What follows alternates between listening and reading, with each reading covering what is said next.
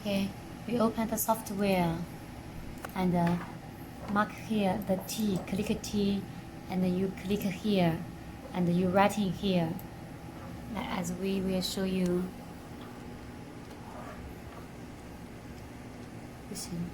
Gowell,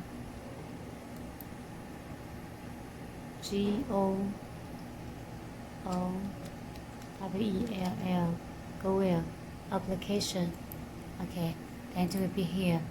And if you want to hatch it, you can choose here, hatch. Yes, that'll be okay. And you mark it, you F1, if you will see which place it will be.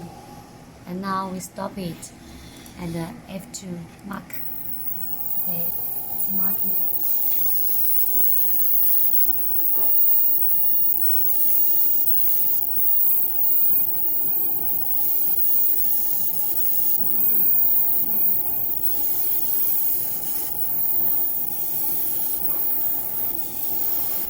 Yes, very easy. Okay, thank you.